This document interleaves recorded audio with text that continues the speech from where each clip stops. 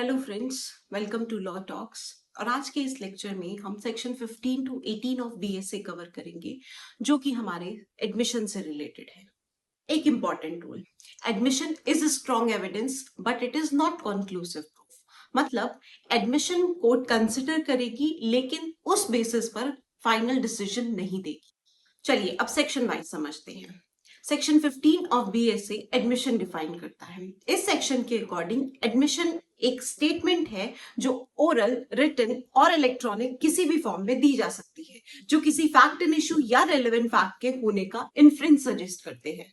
ध्यान दीजिए, लॉ ये नहीं कहता कि वो स्टेटमेंट डायरेक्ट होनी चाहिए, वो स्टेटमेंट इनडायरेक्ट भी हो सकती है। अगर किसी स्टेटमेंट से इनडायरेक्टली भी किसी फैक्ट का पता चल रहा है तो वो भी एडमिशन कंसिडर की जा सकती है।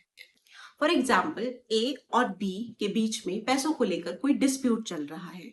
ए बी को मैसेज करती है कि मैं तुम्हारे 2 लाख रुपए नेक्स्ट मंथ लौटा दूंगी।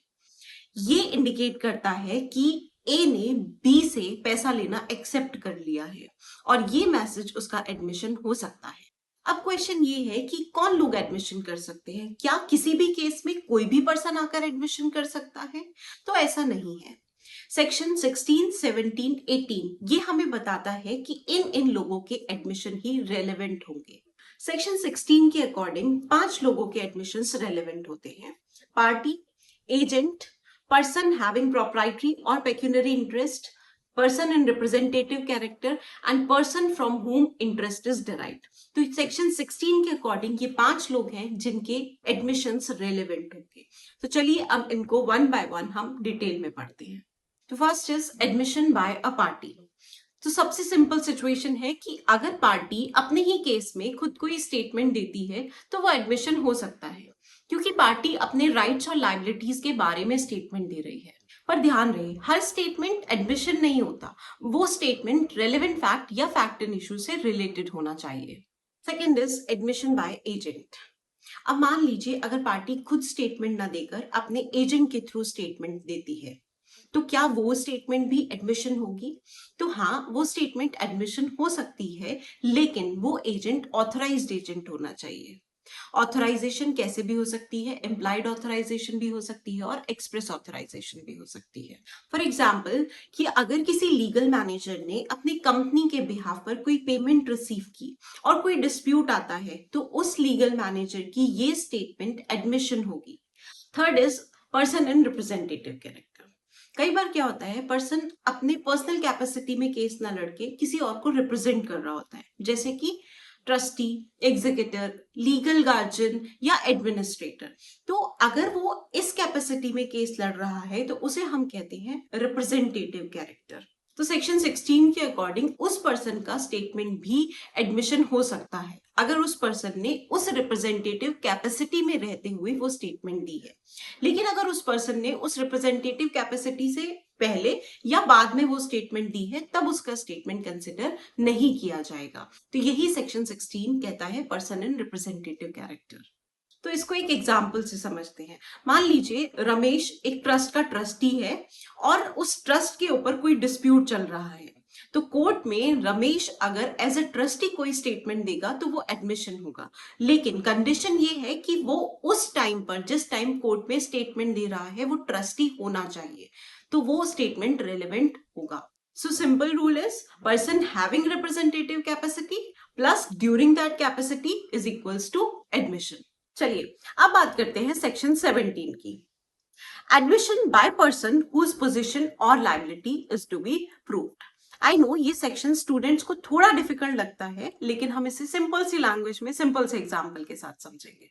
कभी कभी किसी पार्टी का राइट डिसाइड करने के लिए कोर्ट को थर्ड पर्सन की लीगल पोजीशन प्रूव करनी पड़ती है।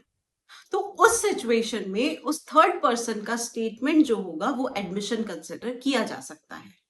मान लीजिए किसी केस में ये प्रूव करना है कि एक्स किसी प्रॉपर्टी का टेनेंट था। तो अगर एक्स से जाकर पूछ लिया जाए और वो ये स्टेटमेंट दे देता है कि हाँ मैं उस प्रॉपर्टी का टेनेंट था, तो उस पर्सन जो एक्स है उसकी स्टेटमेंट यहाँ पर रेलेवेंट एडमिशन हो सकती है। चलिए इस सेक्शन को एक बेयर एक्ट के इलस्ट्रेशन से भी समझ लेते हैं। A undertakes to collect rents for B, मतलब ए बी के लिए रेंट कलेक्ट करता है। B sues A for not collecting rent due from C to B. B जो है वो A के ऊपर सूट फाइल कर देता है, किस लिए? कि जो C के ऊपर रेंट ड्यू था वो आपने कलेक्ट नहीं किया है.